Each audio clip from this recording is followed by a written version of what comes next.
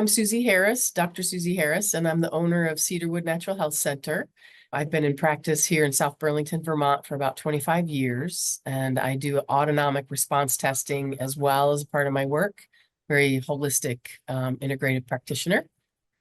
And Wonderful. yeah, it's been great working with you, Chen. You first started off with the six-figure Speaking Makeover Mentorship. So let's talk a little bit about that first. So you did that, and then you were part of our Introverted Visionaries Mastermind. So what were you most frustrated with before the six-figure Speaking Makeover Mentorship? When I first met you, I was definitely in a place of overwhelm and burnout, extreme burnout. I was wanting to sell my practice for $10 and leave for another country or something because I was really burnt out. But once I got working with you, I did the speakership thing. So that really helped me because of the templates and the structure and the way that you tape the calls. I was able to kind of reignite coming up with a talk, my signature talk, that which I had pretty much already had, but it needed to be brushed off and tightened up and brought up to date a little bit more. And just the activity of getting that going, I think brought some momentum for me getting a little less like I wanted to throw the baby out with the bathwater in my practice. So I would say that helped me get back to like okay, I'm here now. This is what I have to do to move the needle toward my bigger goals. And that's when I got involved with this. What do you call it? I'm so All sorry. right. The mastermind. Yeah. I was in still kind of a swirl. So I felt pretty lost and overwhelmed, but you guys helped me narrow down what was in my way for having joy and enjoying being in practice or whatever I was looking for at that time. And it narrowed down to my simplifying my practice. I increased my prices. I increased the time that I take with patients. I reduced my hours and I got rid of some services that I was providing that were really just creating a little chaos in my office and keeping me less focused on what I wanted to be doing with people. So I simplified and I guess just kind of started charging a little bit more what I was worth. You had such great coaching for me and I kept taking baby steps. You'd say, go here, and I'd go just a little, but you'd always be very encouraging that it's still good. Everything you're doing is good. I'd like to share actually a change that I incurred in my income, if that's okay. Yeah, go for it. So I went and I looked before I met you. My gross sales were 448,800 and my net was 20 grand. So that kind of speaks to how awesomely hard I was working and how much money I was bringing in and how little I was keeping for myself. And then through the year that I worked with you, my overall net income rose by like $15,000. So I made more money with the new structure. I kept more money. During the year that I was doing the mastermind program, um, I had a lot of personal stuff going on. My mother got quite ill and I kept having to close the practice and go home. And then my father passed away. So I went through a lot of stuff. I wasn't as able to engage as fully as I would have liked to with all of the structures you have in place. So given the chaos I was in, though, I still came out ahead given the structure changes that I made. So it allowed me to be there for my family and it allowed me to not see a crush happen here in my office. I was still able to maintain gains, even though I was being pulled away quite a lot. Yeah, and like the emotional side of that too, right? Um, and juggling all that too. So Yeah. that's definitely a win. You took home more and you had other things going on too that you were able to juggle and still take home more. So that's wonderful. And Yeah. I'm kind of curious with before you had decided to be first a part of the six-figure Speaking Makeover Mentorship, Mhm. was there any hesitation? To doing that, I was excited about the course. Um, the six-figure speakership training there wasn't a whole lot of resistance because I felt like I needed something. I needed something to help dial me in because left to my own, I was just kind of swirling around in the chaos of my practice and I couldn't get settled and I couldn't create anything that would get any traction. So I wasn't too hesitant for the speakership because it made sense to me. Um, and then when you brought in the next level of training, I was like, oh, I don't know. I want to Mastermind. hang on. Yep, the mastermind. I wanted to hang on and just employ some of what I learned in the speaker training. But you pointed out to me with a few small changes to my fee structure that I could continue working with you, which I knew would keep me on track and it would pay for itself. So I thought that was a win-win and I jumped in and it was actually exactly what you said. I was able to finance the mastermind program without any stress and stay engaged. It really was about structure and accountability and also the camaraderie with the other doctors and practitioners that were on the calls and that sort of thing, seeing that I wasn't alone in some of the things I was going through and hearing good ideas and being like, whoa, that's something I could use. I don't have to reinvent the wheel. I never thought of that. So a lot of cool stuff that came from being in the calls with other people there too. Awesome. How do you feel about your practice now?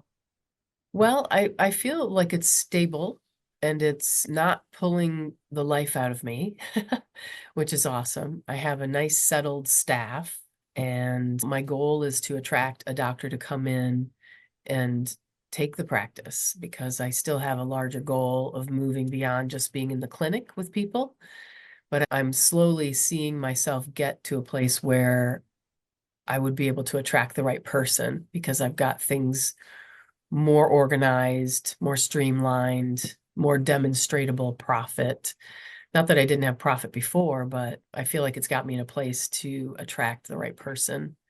And I'm not as burnt out being here in the meantime. I can feel settled to do what I need to do to help the people in my community and also put my attention on the second goal, which is to lift up and be more of a influencer, public speaker, to make a little bigger splash than just being in the clinic every day. What's your vision for your practice or for yourself? Mm. Well, for the practice, I'd say I would really like to see this service that I provide remain available to this community if I can. So my vision would be I'm going to attract somebody who does autonomic response testing. Either they're a chiropractor, acupuncturist, physician's assistant, and they're going to feel so amazed that this is an opportunity because I have it in such a great place that they'll just be the exact right person and the practice will transfer in a great way. And then my speakership, my goal is to be speaking at conferences, being a speaker at different wellness centers like the Omega Center, Kripalu, places like that. And then in my own community, maybe getting the attention of other practitioners in this area to understand another layer of how you can assess a person's health and respond with different techniques that not that they would need to use those themselves, but to be aware that they're available so they can have a little more comprehensive and effective care of their patients that they see. And so before the six-figure speaking makeover mentorship, you had done talks and before. How do you feel like the six-figure speaking makeover mentorship helped you? Well, I would say the six-figure speaker mentorship definitely brought me to a place where I got my title more attractive. It was a more juicy, interesting title that I think attracted more attention. And then just spending time getting really clear what was my message? Why was I doing this talk? I think it brought it up a level to being more engaging, especially paying attention to um, making sure people saw themselves in the topic and that I could relate to what they were experiencing and I had something very different for them that they might be missing. That was just a really great structure for me to fill in what I already had in the talk, but shifted it to a way that I think made it more relatable and more interesting based on the topic. What was it like for you to have the done for you templates and scripts? I mean, those are really handy. The templates and scripts for the talks saved me so much time because I have a lot of data and a lot of old material that needed freshening. So I could just take your templates and go back into my already stuff that I have and sort of hone it in, get it tighter, get it more attractive and more relatable. So the scripts, and plus they're there. So when I had time, I could jump into it. I didn't have to be trying to, you know, pull it out of memory or notes I took and that sort of thing. It was just a very easy to use, easy to follow script. What do you like about the idea of speaking? I like the idea of speaking for impacting the empowerment of people to understand how their bodies work and to be able to influence their own wellness. I'm very passionate about informed consent in the medical field. And so I feel like educating folks through these talks can get them a little more tuned in to have meaningful questions for their other practitioners. And I tend to add a little, I don't know, nudge for people that if you are bringing your knowledge into an appointment with another doc and they feel offended or put off by that, then you should find another doc. So I like being on the front lines, empowering people to take a bit more control over their healthcare and expecting a comprehensive, collaborative, sovereign experience. What have you found over the years of doing talks as far as like the quality of the patients from talks? The quality of patients that come from the talks increases because they found something in it that really made sense to them. It really piqued their interest. It made sense. So when they came into the practice, they were already ready to get started. It wasn't really a hard sell to get them to, become a part of the practice, as opposed to, just general marketing and gathering folks from, wherever they might come in and not be prepared for what exactly is this. So the talks definitely gave people a chance to see what we're doing, what we offer. So when they came in, it was a pretty easy experience. And so, as far as the mastermind experience, Some of the forms that you had for increasing income or whatever area in your practice you were trying to increase, you had very simple forms. And in the beginning, I was writing those numbers down. And I did see change. I did see changes with income and number of new patients. It was pretty powerful. wonderful. What was your favorite part of the mastermind experience? My favorite part of the mastermind experience was having the colleagues on the calls. Definitely continuing to have the templates and the structure from your program was super helpful. And I think the listening to other practitioners' ideas and the things they were going through and listening to the coaching they were getting was always kind of putting an extra layer of support on the coaching I was getting directly. So I think the camaraderie and just, I would get energized watching other people get coached. So I've really found the calls to be super helpful. And what was it like to have help from your one-on-one coach also? The one-on-one coaching was really helpful. That was where I felt like we got into the rubber meets the road to stay moving forward. The one-on-one coaching kind of honed in on that, got it plugged into like an actual timeline with deadlines to meet. And not only the deadlines and the structure, but just really caring, thoughtful, experienced feedback that, again, kept me from having to reinvent the wheel and also took into account some of the personal blocks I was having. I had a lot of blocks around raising my prices, and it got me to start kind of looking into a little bit of, okay, what's up with that? Is got some self-worth issues rolling here or what's going on? And working with my one-on-one coach, she gave me a couple resources to tap into that were light and easy and brought me a little more confidence around raising my prices and doing things how I wanted to do for myself, not looking outside myself to define what I was going to do next, but looking inside myself and putting something in place that empowered me first so that I could then feel balanced in my efforts to empower people, other people. How would you say this experience has been different from other business trainings that you've been a part of in the past? The mastermind training was different than other programs I've had in the past. It definitely was more convenient. Like I didn't have to travel and take time out of my office and the expensive hotels and travel and all that stuff. I could get some really great coaching from where I am.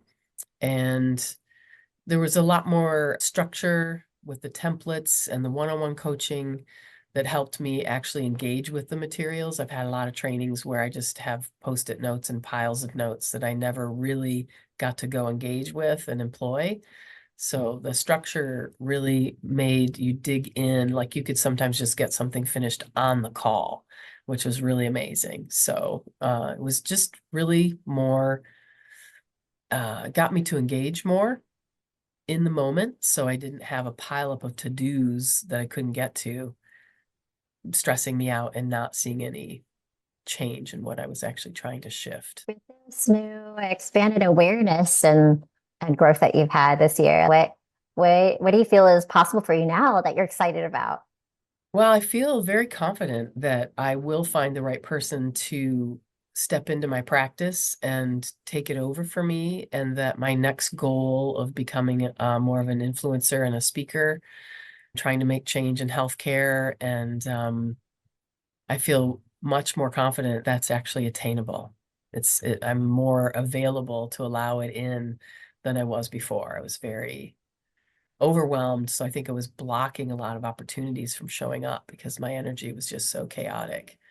So I'm more settled, I'm more clear, more focused, and I feel like that's going to help me attract the right stuff so I can get what I'm trying to do to happen. What was happening back then that had made you like feel pretty overwhelmed and burnt out? Well, I believe what was happening before I started working with you, the overwhelm and burnout was coming from I was too fragmented in the services I was trying to provide. I had transitioned from a center with multiple doctors and I downsized to just myself. But I hung on to some of the services like hyperbaric oxygen treatments, saunas, foot baths, all the detox center. But I didn't really have the staffing to make it easy. So it was stressing my staff, it was stressing me, and I couldn't see how the structure of my appointments was actually stressing me out. I didn't have enough time to relax and deliver my appointments the way I wanted to.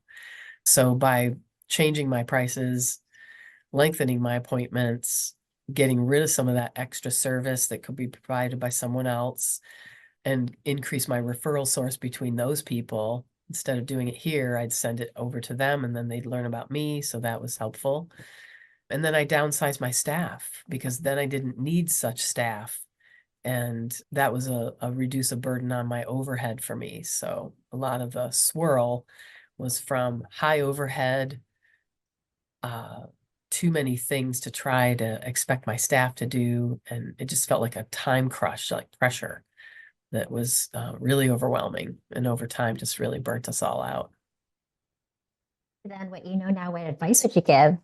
I would say be a little less resistant to help. You know, when I was overwhelmed and people would have ideas to help me, I felt